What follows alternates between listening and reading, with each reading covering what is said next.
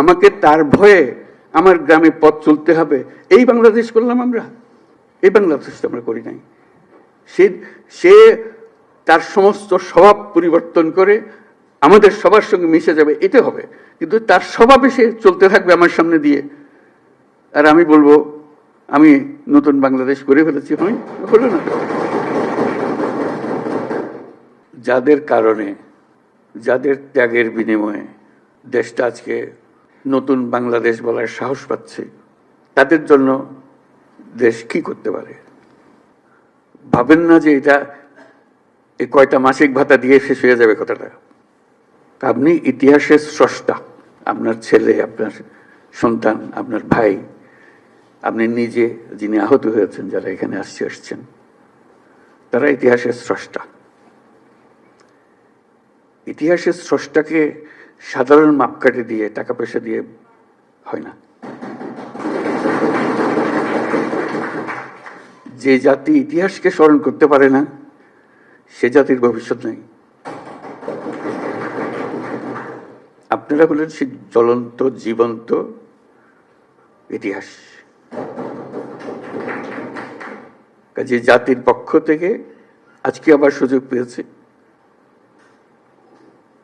শুধু এই স্বীকৃতিটা সবার পক্ষ থেকে আপনাদের কৃতজ্ঞতা জানানো। এটা মনের বিষয়, এটা কোনো টাকা পয়সার, কোনো প্রাতিষ্ঠানিক কোনো বিষয়ের বিষয় না। মনের থেকে এটা হতে থাকবে যদি আমরা যে বাংলাদেশ, নতুন বাংলাদেশ হিসেবে তৈরি করলাম, সেটা সেভাবে রাখতে পারে। আপনারা এনে দিয়েছেন, আমরা রাখতে পারবো কি? সেটা তো একটা প্রশ্ন। এটা হেলায় ফেলে দিলে হবে না। মনে করছে এনে দিয়েছেন, এটা হয়ে গেছে, হয়ে যায় নাই। এটা পথে উঠিয়ে দিয়েছেন, কিন্তু পথের থেকে পড়েও যেতে পারে।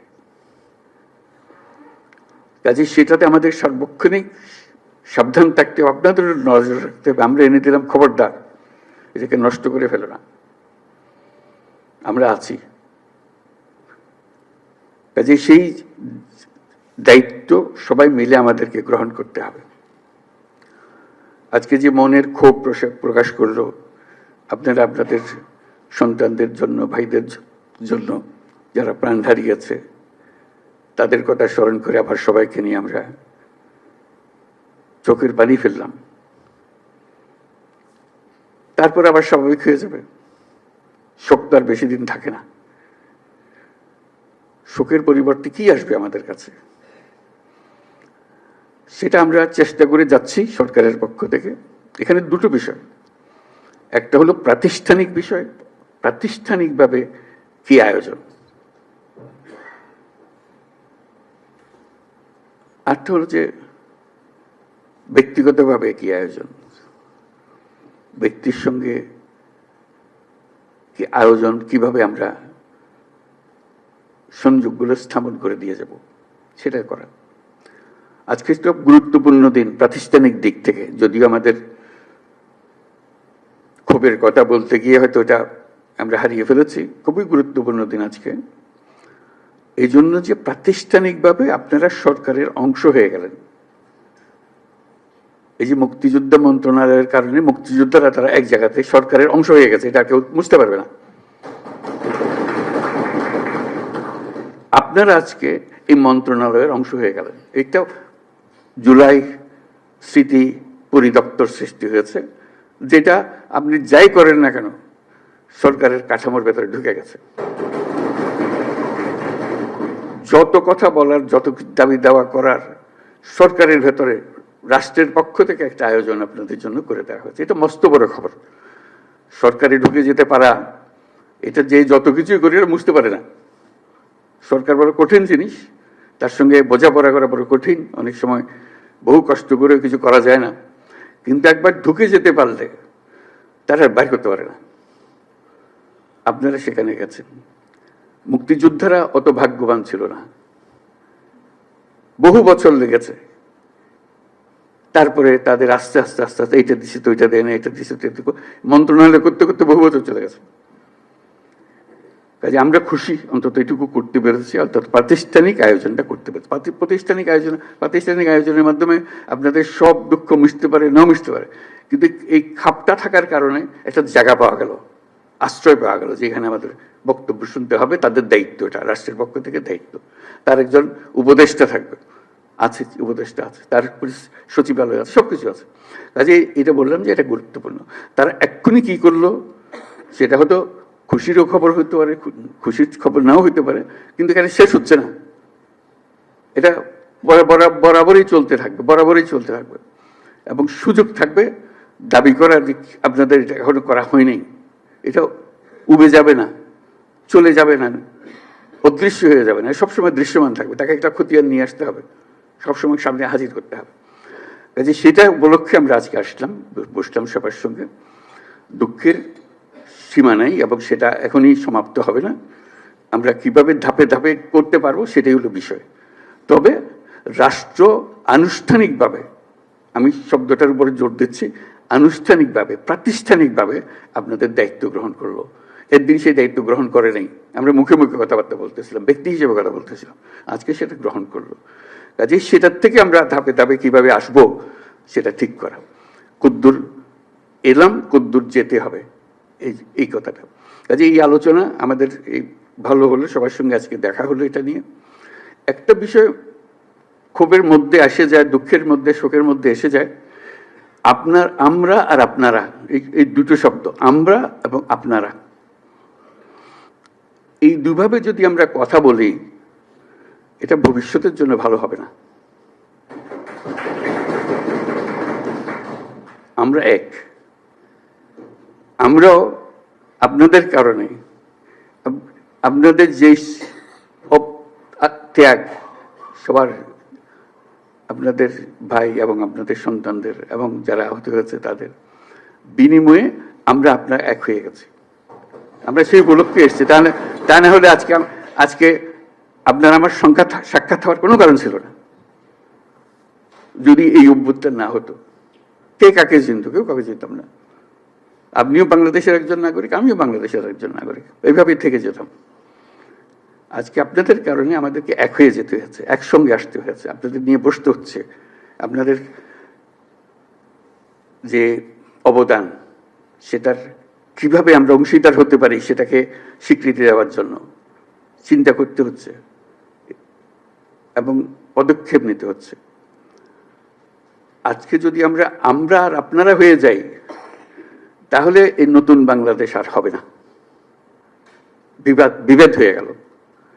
এই বিভাজনটা ভালো না। কারণ তোমরা বলার সময় বলেছ যে আমাদের এখানে স্বৈরাচারী সরকারের লোক বসে আছে, আমাকে এই করছে। তারা চলে যায় নাই।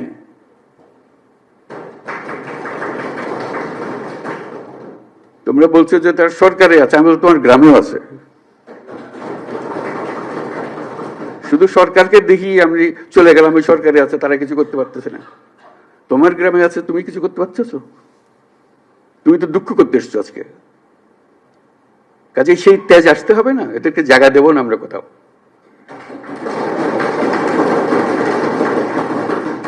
আমাকে তার ভয়ে আমার গ্রামে পথ চলতে হবে, এই বাংলাদেশ করলাম আমরা? এই বাংলাদেশটা আমরা করি নাই। সে তার সমস্ত স্বভাব পরিবর্তন করে আমাদের সবার সঙ্গে মিশে যাবে, এটা হবে। কিন্তু তার স্বভাবে সে চলতে থাকবে আমার সামনে দিয়ে, আর আমি বলবো আমি নতুন বাংলাদেশ করে ফেলেছি। হলো না। কাজে তাদেরকে জয় করতে হবে, তাদেরকে সোজা রাস্তায় আনতে হবে, যে এইভাবে ভাই চলো, দেশ চলতে হলে এইভাবে করতে হবে। মারপিট করে এটা হবে না। যদি বল তারা সে আমারে পিটবে, আমি পিটবো, এটা এই পিটাপিটির শেষ কোনোদিন হবে না। তাদেরকে বোঝাতে হবে তোমাদের রাস্তা ভুল, যা করেছো মাপ চাও। তোমরা বিচারের কথা বলেছো অনেক সময়, বিচার তো হবে, বিচারের কাজ সরকারের দায়িত্ব বিচার করা। এবং তোমরা তাৎক্ষণিক বিচার চেয়েছো, এখানে অনেকে তাৎক্ষণিক এক্ষুনি বিচার চাই। বিচারের মুশকিল হলো যে তাৎক্ষণিক হয় না জিনিস, কারণ তাৎক্ষণিক হতে হলে অবিচার হয়ে যায়। বিচারের মূল জিনিসটা হলো এটা সুবিচার হতে হবে। বিচারের কাজ চলতে থাকুক, যারা অপরাধী, যাকে সাক্ষ্য প্রমাণ আছে তারা পুলিশের হাতে সুপর্দ করে দাও, বিচারের হাতে তুলে দাও, সে প্রক্রিয়া চলতে থাকবে, তুমি তুলে দেবে তাকে যথেষ্ট সাক্ষী প্রমাণ সহ। অবিচার যেন না হয়। আমরা অবিচারের বিরুদ্ধে দাঁড়িয়েছিলাম বলেই আজকে এই সংগ্রাম হয়েছে, এই আত্মত্যাগ হয়েছে। আর আমরা যদি অবিচারে নেমে যাই তাহলে তাদের আর আমাদের তফাৎ হলো কি? আমরা অবিচারে নামবো না। আমরা যাদের অপরাধী তাদেরকে পুলিশের হাতে, আইনের হাতে সুপর্দ করব, আর যারা অপরাধী নয়, যে পুলিশের হাতে দেওয়ার মতো নাই, তাদেরকে মানুষ করব যে ভাই এই দেশ আমরা একসঙ্গে করি, যেই দেশের স্বপ্ন আমরা দেখতেছি, তোমরা এই স্বপ্ন দেখে, তো এই দেশ আমার একার না, তোমারও এই দেশ। তোমাকে আমরা দেশ থেকে বাইর করার কথা বলতেছি না। তুমি এই দেশের সন্তান, আমি এই দেশের সন্তান। তুমি আমার বহু কষ্ট দিছো, আমি তো অনেক কষ্ট দেবো না। আমরা একযোগে যত তাড়াতাড়ি পারি এটা একটা সুন্দর দেশ বানাবো। এই করতে আসতে হবে তো আমাদেরকে, বোঝাপড়াতে আসতে হবে। সেই বোঝাপড়াটা তোমাদের থেকে শুরু হতে হবে। সরকারি পর্যায়ে বোঝাপড়া হয় না। কাজেই সেই জিনিসটা দেখো, যারা অপরাধী তাদের অবশ্যই বিচার করতে হবে, যারা অপরাধী নয় তাদেরকে সৎ পথে নিয়ে আসতে হবে আমাদেরকে, এই দেশে থাকার জন্য, একত্রে থাকার জন্য।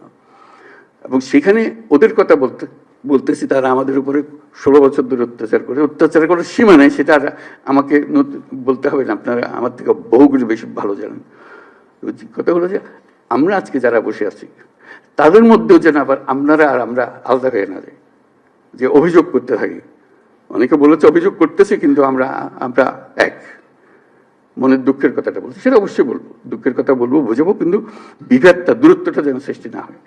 এটা একজোটে থাকতে হবে, একসঙ্গে থাকতে হবে সারা দেশের জন্য। আজকে এটা খুবই জরুরি। সম্প্রতি যেসব ঘটনা ঘটলো তোমাদের চোখের সামনে হলো, এটা একবার না, আরো সামনে আরো বহু রকমের ঘটনা ঘটবে। কারণ ওরা তো ছাড়তেছে না তাদের, যে তাদেরকে তাড়িয়ে দিয়েছো, তারা বলতেছে আমরা সহজে মেনে নেব না। তারা সহজে মেনে নেবে না, আমরা তাদের সহজ মানাতে হবে। আমাদেরকে এই জায়গার থেকে সরে গেলে হবে না। তোমরা একবার জয় করে পুরো বাংলাদেশ নতুন বাংলাদেশ করে ফেলেছো। এই নতুন বাংলাদেশের ভেতরে যারা গন্ডগোলের সৃষ্টি করতে পারে তাদেরও নিশ্চিহ্ন করবো আমরা। তাদেরকে দলে বেরিয়ে ফেলবো, নিজেদের মধ্যে নিয়ে আসবো, আর তা না হলে আইনের কাছে সুপর্দ করে দেবো। এটা ছাড়া আমাদের কোনো গতি নেই। তাহলে আমরা নতুন বাংলাদেশ তাড়াতাড়ি গড়ে তুলতে পারবো। এটার জন্য আমরা পারি। আজকে কথাগুলো খুব মনোযোগ দিয়ে শুনলাম। এগুলোকে কি করতে পারি, এটার জন্য আমরা সবাই বসবো আবার আলোচনার জন্য। আলোচনা করলেই যে সমাধান হয়ে যাবে তা না। এগুলো সরকারের তরফ থেকে যে সমস্ত কাজ, এটা বড় ধীর গতিতে চলে। এটা আজকের বিষয় না, আজকে আরো ঢিলা হয়ে গেছে। কাজেই সেটা একটু ধৈর্য দিতে হবে আমাদের কাছে। আমরাও কষ্ট পাই যে কাজটা করতে পারছি না, আমাদের ইচ্ছা এক্ষুনি করে ফেলে। কেউ চায় না যে এটা বসে থাকো, অপেক্ষা করো, কেউ চায় না। কিন্তু জিনিসটা, মেশিনটা এরকম, যন্ত্রটা এরকম, এটা ধাক্কিয়ে চালাইতে হয়, নাহলে এটা চলতে চায় না। এটা আরো বেকল হয়ে গেছে, যেগুলোর কথা তোমরা বললা, যে এর ভেতরে বহু রকমের লোক আছে, তাদের কারণে আরো ঢিলা হয়ে গেছে। কাজে আমরা চেষ্টা করতে থাকবো। যে সমস্ত সিদ্ধান্ত হয়েছে এটা নিয়ে আমরা শুরু করি। এটা শেষ না, এটা শুরু। এটা শুরু বলবো যে এই কি বললেন ওনারা, কি সিদ্ধান্ত দেন, এটা শুরুর সিদ্ধান্ত। এই নতুন মাত্র সরকারের সঙ্গে যুক্ত হলে, এই যুক্ত হওয়ার পর থেকে সরকার কি কি সিদ্ধান্ত দিচ্ছে সেটা আমরা একটু শুনবো একটু পরে। তারপরে আমরা ভবিষ্যতের জন্য প্রস্তুত হবো, একসঙ্গে কাজ করবো। আমরা দুই পক্ষের কাজ না, এটা এক পক্ষের কাজ। ক্ষোভের কথা বলবো, দুঃখের কথা বলবো, কিন্তু বলার শেষে কিন্তু আমরা এক। এটার থেকে যেন আমরা ছুটে না যাই, এই কথাটা যেন আমরা বলতে না করি। আমরা ইনশাল্লাহ এত বড় কাজ আপনাদের সন্তানরা করেছে, আপনাদের ভাইরা করেছে, ওরা যারা নিজেরা করেছে তারা উপস্থিত আছে।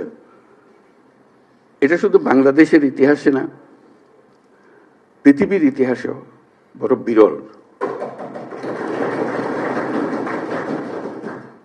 কাজে এত বড় কাজ যারা করলো, যাদের হাত দিয়ে এটা ঘটলো, তাদেরকে এত সহজে বিদায় দেওয়া যাবে না। তাদেরকে স্বীকৃতি দেওয়ার জন্য যত রাস্তা আছে সব রাস্তা দিয়ে আমরা অগ্রসর হতে হবে, এবং আমরা ইনশাল্লাহ করবো। আমরা কথা দিলাম।